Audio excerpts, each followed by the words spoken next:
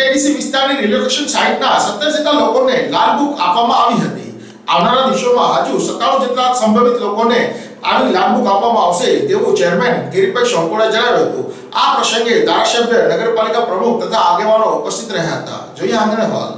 કચ્છ જિલ્લામાં 2001ની સાલમાં વિનાશકારી ભૂકંપ આવ્યા બાદ વહીવટી તંત્ર તથા ગુજરાત સરકાર દ્વારા કચ્છમાં આવેલ ભૂકંપમાં ધ્વસ્ત થયેલા મકાનોની સામે લોકોને પ્લોટ આપવામાં આવ્યા હતા, પરંતુ ભુજની 4 રિલોકેશન સાઇટમાં રહેતા લોકોને પ્લોટ તો મળ્યા, પરંતુ 2015 સુધી પોતાના નામે ન થયા હોય ત્યારે અવારનવાર તંત્રને રજૂઆત કરવામાં આવી હતી। કચ્છના તત્કાલીન કલેક્ટર મહેન્દ્રભાઈ પટેલ તથા ભુજ જિલ્લાના મુખ્ય અધિકારી ડીસી જોશી સાહેબ દ્વારા આ લોકોને પોતાનો હક મળે તે હેતુથી સરકારશ્રીને અપીલ કરી હતી। સરકારશ્રી દ્વારા હકારાત્મક અભિગમ અપનાવી ભુજની 4 રિલોકેશન સાઇટમાં રહેતા લોકોને નજીવી કિંમતે લાલ બુક આપવાની શરૂઆત કરી હતી। આ તકે આજરોજ ભુજમાં જીઆઈડીસી વિસ્તારમાં રહેતા લોકો કે જેઓને લાલ બુક મળવા પાત્ર થઈ ન હતી તે લાલ બુક આપવાની કાર્યક્રમ જીઆઈડીસી ખાતે યોજવામાં આવ્યો હતો। બાળા આપના દ્વારે કાર્યક્રમ અંતર્ગત ભુજના ધારાસભ્ય ડોક્ટર નીમાબેન આચાર્ય, બારાના ચેરમેન કિરીટભાઈ શોમપુરા, નગરપાલિકા પ્રમુખ અશોકભાઈ હાથી, કારોબારી ચેરમેન શૈલેન્દ્રસિંહ જાડેજા, ઉપપ્રમુખ સુશીલાબેન આચાર્ય, બારાના અધિકારી એમ.એ. ધોળીવાલા, માહિત્રા સાહેબ, ઘનશ્યામભાઈ ઠક્કર, ભુજ શહેર ભાજપના પ્રમુખ નવીનભાઈ લાલન, નગરસેવક ગોદાવરીબેન ઠક્કર સહિતના બારાના કર્મચારીઓ તથા આગેવાનો આ પ્રસંગે ખાસ ઉપસ્થિત રહ્યા હતા। આ વિસ્તારમાં લોકોની આગેવાનીની ઉપસ્થિતિમાં દીપ પ્રાગટ્ય કરવામાં આવ્યું હતું। છેલ્લા 100 વર્ષથી આ વિસ્તારમાં રહેતા લોકોને આજે પોતાના જમીન તથા મકાનની લાલ બુક મળી જતા લોકોના ચહેરા પર અનેરું સ્મિત જોવા મળ્યું હતું।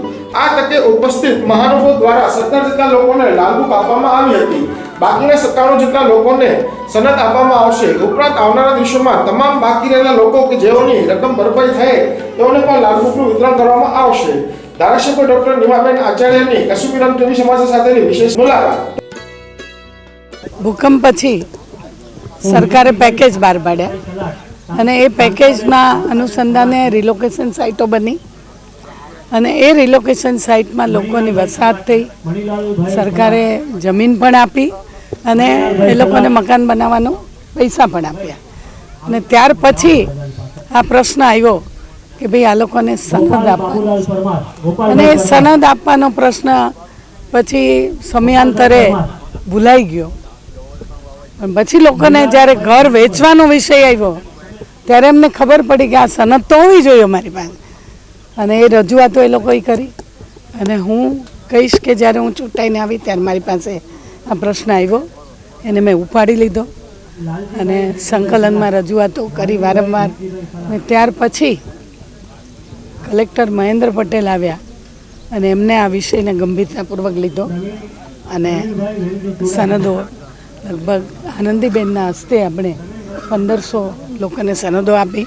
5000 જેવી સનદો આપણી પેન્ડિંગ હતી અને એ દ્રષ્ટિથી જીઆઈડીસીનો પ્રશ્ન હતો થોડો પેચીદો હતો એટલે એ લોકોને પૈસા ભરવાના હતા, એ પૈસા એ લોકોએ ભર્યા નહોતા એટલે એ પૈસા પણ ભરાઈ ગયા। અમારા કાર્યકર્તાઓ, તમારા પત્રકારો એ પણ અમારું ધ્યાન દોર્યું અને વિનોદભાઈને તમે બધાએ જે અમારું ધ્યાન દોર્યું એ હિસાબથી મારા સંગઠનના મિત્રો ઘનશ્યામભાઈને બધા અને એ વિષયને લઈને જીઆઈડીસીનો પ્રશ્ન હલ થતાં 96 જેટલી સનદો છે એમાં 17 આપણે અત્યારે આપીએ છીએ, બાકીના લોકોને 750 રૂપિયા સનદની જે લાલ બુક બનાવવાની છે એના ભરવાના છે એટલે એ ઓફિસની અંદરથી એ લોકો પૈસા ભરતા જશે ને એમને મળતી જશે। આ વિસ્તારમાં ગટર પાણીની લાઈન આવી ગઈ, મકાનો પણ હવે ઝડપથી બની રહ્યા છે, વચ્ચે બંધ થઈ ગયા હતા પણ બની રહ્યા છે। રસ્તાના કામો મુખ્ય છે અને એ રસ્તાના કામો આપણે ટૂંક સમયમાં આના ટેન્ડર કાઢવાના છે, એના માટે ગ્રાન્ટ આવી ગઈ છે એટલે હું એવું સમજુ છું કે 6-8 મહિનામાં આ વિસ્તારના રસ્તાનો પ્રશ્ન પણ હલ થઈ જશે। તો આ તકે કિરીટભાઈ શોમપુરાએ જણાવ્યું હતું કે લોકોને 16 વર્ષ સુધી મુશ્કેલી વેઠવી પડી હશે, પરંતુ હવે આ જીઆઈડી વિસ્તારમાં આવેલ રિલોકેશન સાઇટમાં રહેતા લોકોને પોતાના માલિકીનો હક લાલ બુક ઇસ્તેમાલ કરવા આજે ભાડા આપના દ્વારે ચાલુ છે। આ અંગે કિરીટભાઈ શોમપુરાની લાગણી સાંભળી તેમના શબ્દોમાં જીઆઈડીસી હંગામી આવાસ જે મોટા ભાગે ભાડું આપ લાભાર્થીઓ માટેની આ સાઇટ બનેલી છે ત્યારે પ્રજાકી પ્રતિનિધિ તરીકે ભાડામાં ચેરમેનનો હોદ્દો સંભાળ્યો ત્યારથી આ એક ઘણી બધી સમસ્યાઓથી આ પીડાતો આખો રિલોકેશન સાઇટ છે, ત્યારે સતત અમારું ધ્યાન રહ્યું છે. અગાઉ પણ ભાડા આપણા દ્વારે કાર્યક્રમથી અગાઉ પણ સનદો અને એની જે હક પત્રક કહેવાય, જે મકાન માલિકના મૂળ હકો કહેવાય, માલિકીના કાગળો, એ અગાઉ પણ આપવામાં આવેલા હતા. આજે ભાડા આપના દ્વારે કાર્યક્રમથી જીઆઈડી હંગામી આવાસના આવા અટવાયેલા પ્રશ્ન હતા. અટવાયેલા પ્રશ્ન એ રીતે જે લોકો પૈસા નહોતા ભર્યા, હવે જો નવી એને મૂલ્યાંકન કરવામાં આવે તો ખૂબ મોટા ઘણા બધા રૂપિયા ભરવા પડે. એના જગ્યાએ અમે વહીવટ રસ્તો કાઢ્યો કે 1% વ્યાજ લઈ અને અમે એમને રૂપિયા ભરાવ્યા.